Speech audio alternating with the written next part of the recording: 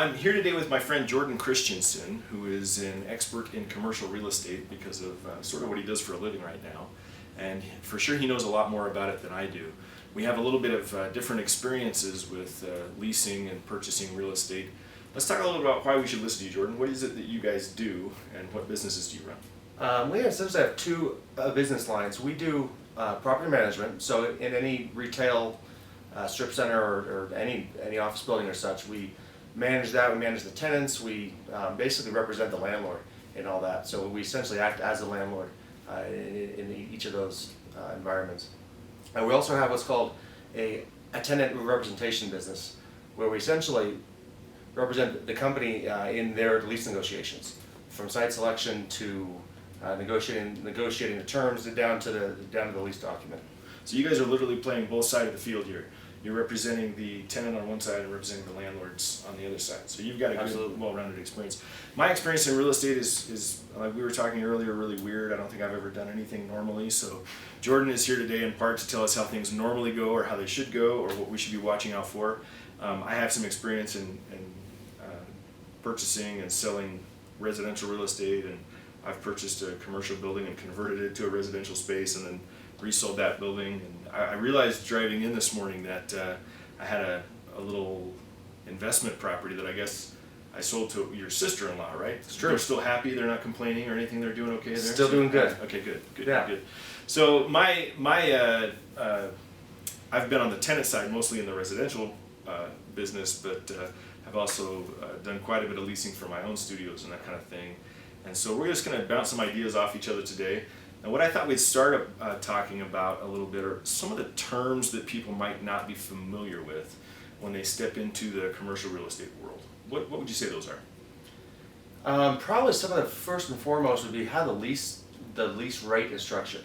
Okay. So the rent essentially, and how that's structured. There's usually a component called base rent, right? And that's just the base. It's kind of what it sounds like. That's the easy one. Okay.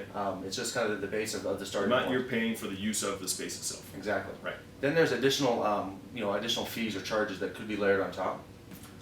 CAM. Okay. CAM, common area maintenance. All right. That's for things like things around the grounds, landscaping, snow removal. Those are kind of the two. If there's a lawn, mowing the lawn, watering the trees, picking up the trash, that kind of stuff. Exactly. Just keep in place, updated, and that may or may not include things like roof maintenance, exterior walls, exterior glass, maintenance, things of that nature. We literally have people working on our roof right now. We might hear some stomping during the recording of this video if that's what it is, because we're upstairs in the studio.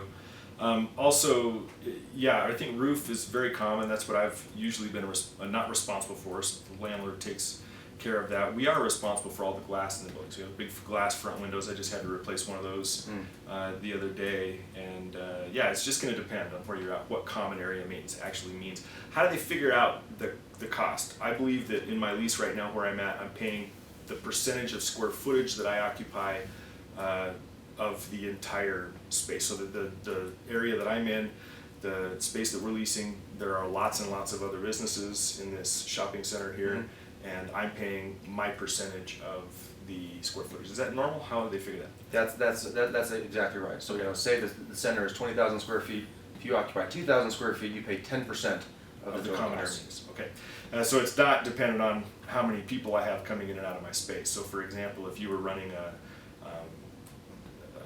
something that only had a couple people coming in and out a day, and I have a dance studio where I've got 300 or 400 people coming in a day, every day, we're paying the same amount per square foot usually. Same amount. Okay, cool.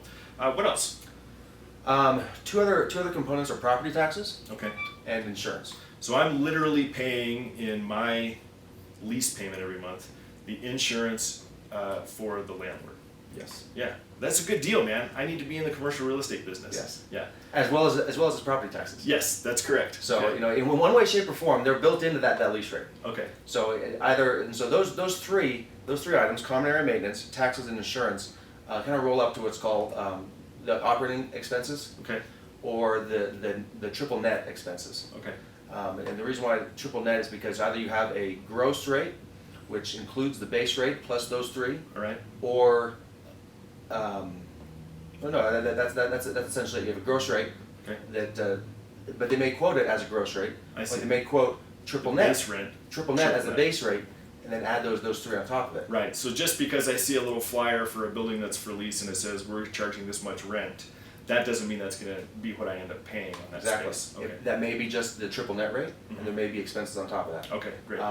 There's also what's called modified gross, Uh-huh, which is anyone's guess as to what that means. It's Oh, different. okay. It's different in every market. It's All right. different in with different people. So it may be the base rate plus one of those three. all right.